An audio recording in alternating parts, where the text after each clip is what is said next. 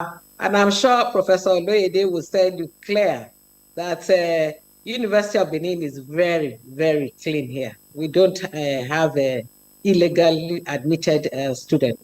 But just a way of continuing with this discussion, I think we must begin to look at why the illegality?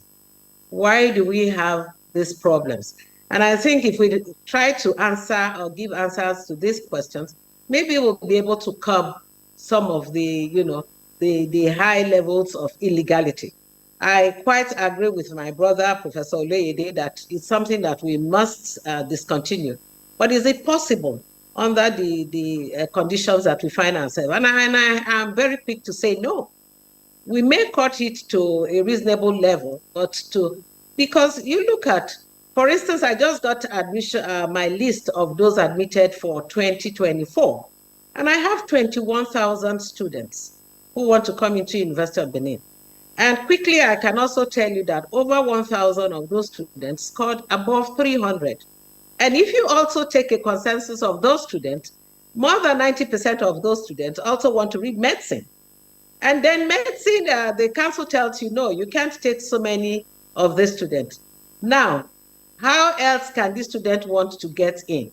Again, like I said, University of Benin is very clear, but they go to lengths to get all kinds of, ways of getting into the system. Underage ones want to come in through part-time.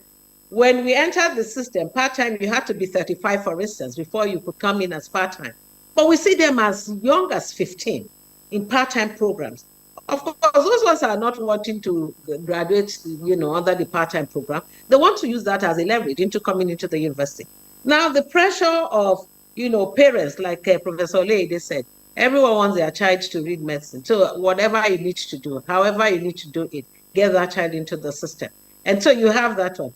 The society counts too much on book qualification, paper qualification. And if you don't have paper qualification, you're not going to be, recognized as somebody who should really contribute, even when we know the high levels of unemployment and all of that stuff. So you have inequality, you have inequity, all kinds of issues are coming in.